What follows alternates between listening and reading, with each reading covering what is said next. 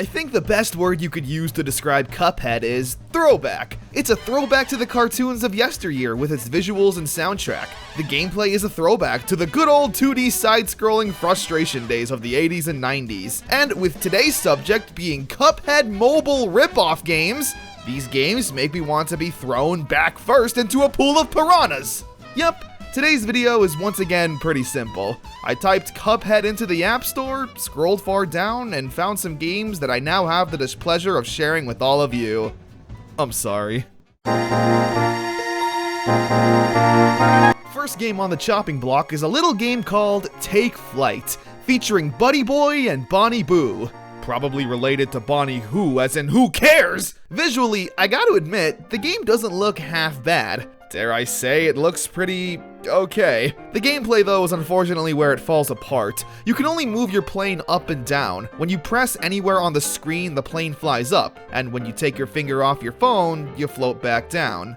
And that's the gameplay. But Waffle Man, you ask, how do you attack the enemies? Well, I'm sorry you asked that. You'll find power-ups scattered throughout the map you'll have to just time your floats to in order to grab. When you do, your plane will start shooting bullets automatically and for a short period of time, similar to when Mario grabs a star. And you just gotta hope in that short time, the enemies show up, which as you probably guessed, doesn't happen. That's the issue with this game.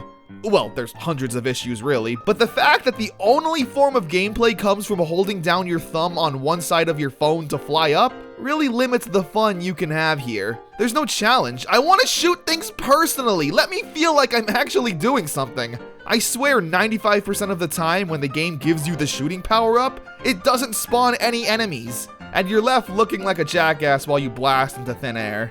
Not a good game at all. Maybe okay for the 4-year-olds who thought this was Cuphead, but that's it. It's a good thing they never had a sequel or anything, right?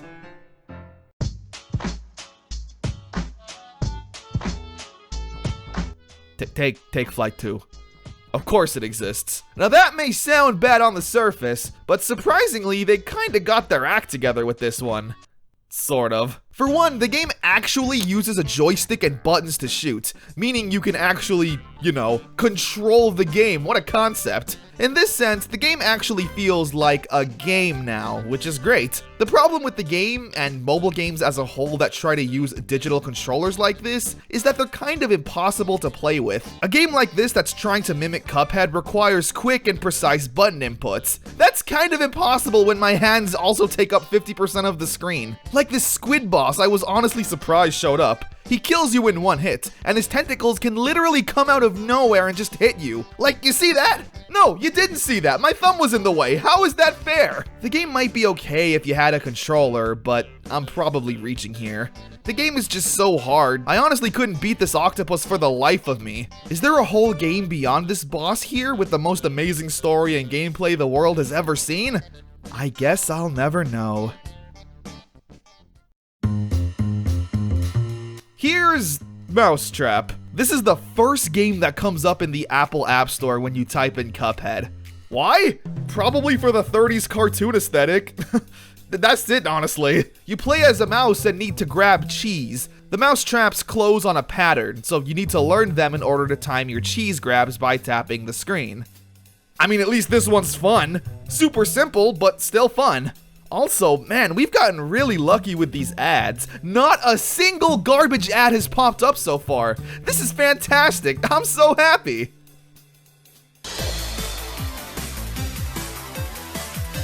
Alright, here's Juanito Arcade Mayhem. The visuals here definitely go for more of a modern cartoon look than a 30s Mickey Mouse cartoon, which I think is really cute. Like, I kinda wanna see a Juanito cartoon now. The story follows our young protagonist, yes, Juanito, being abducted by aliens and needing to save the world of video game references. You can only move left and right and shoot upwards, so in a way it's kind of like an upgraded version of Space Invaders, but you have to be really precise and it can be a good challenge. So it's similar to Cuphead in that manner. The game actually uses its minimal controls to its advantage. As I said earlier, playing on a phone isn't going to be as responsive and enjoyable as playing with a controller, so the gameplay here is built around those limitations. The character movement, the gameplay, the expressions, it's all so charming and adorable, and I really love the video game themed levels. The Tetris stages have these Tetris shapes falling down, where you can either avoid them or blast them to bits. There's honestly so much charm here. It feels like, in a way, it could be a spin-off of sorts to Cuphead. Each world has its own unique challenge, and the references aren't just run-of-the-mill, uncreative references. No, someone really knows their stuff. The best way I can describe it is by checking out the game's bosses. The first boss you encounter is a Tetris-themed boss, with the Tetris shape still raining down on you, but the boss itself being the Tetrisphere from the more obscure N64 sequel titled Tetrisphere. Then there's the Archadroid boss, which is a play on Arkanoid, where Juanito is on the little platform and needs to move left and right to avoid the obstacles. It reminds me of a bullet hell a little bit and is super satisfying to take on. Then we have the Wonderland boss, where we essentially take on the little fellas from Adventure Island, a classic NES game. Pillman, which is a corrupted Pac-Man arcade cabinet where you need to fight the big green ghost.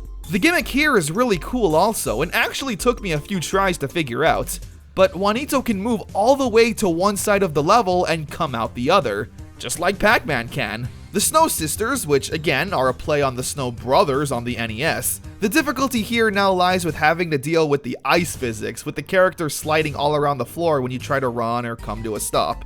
It's a bit annoying if I'm being honest. Kung Fu Blaster. I'm not sure what this one's referencing, but it does have this really damn well animated dragon that pops in. Like Jesus, a lot of effort really was put into the visuals of this game.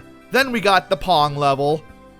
It was bound to happen. You just play Pong. Monkey Gong. Don't even get me started on this boss. He is easily the most difficult boss in the entire game. He drops barrels, shakes up the screen, and shoots the iconic Donkey Kong lasers from the floor. It's just a surprisingly solid game that I'm surprised is completely free on the App Store. They're not sponsoring me or anything, but I'd still recommend you give it a go. I'd love to see what the team could do on a grander scale. Great stuff. And just for the heck of it, let's check out a cancelled game? Enchanted Portals. This game caught so much flack when its trailer was released in 2020 because, well, I think you can see why. The game was an obvious ripoff of Cuphead, trying to cash in on the game's success. Some of these bosses look like an exact one-to-one of Cuphead. Just instead of anthropomorphic cup people, the main characters were changed to two wizards. Apart from that though, yeah, it's kinda hard to view this game as anything but a Cuphead ripoff. Which sucks honestly, because the game clearly had effort put into it. The only question I have is, why? What did they think was gonna happen when they released this? I can't just put an orange Breaking Bad filter over Mario and say, hey guys, I hope you enjoy my new original game. The game never made it past the trailer and Kickstarter phase. Presumably the developers silently canceled the game after the backlash it received. If you ask me, the game probably would have been okay. Without an actual demo I could play, it's hard to say how tight the controls would have been compared to Cuphead. But all in all, I feel like if Enchanted Portals were to ever release, it would never be able to shake the stigma of simply being the Cuphead ripoff, and in turn, making the game's existence pretty much pointless. And those were some of the Cuphead ripoffs, whether they be good, bad, or cancelled. This video was kinda all over the place, sorry about that. Regardless, I hope you enjoyed and subscribe for more garbage games in the future. Because hey, that's just what I do apparently.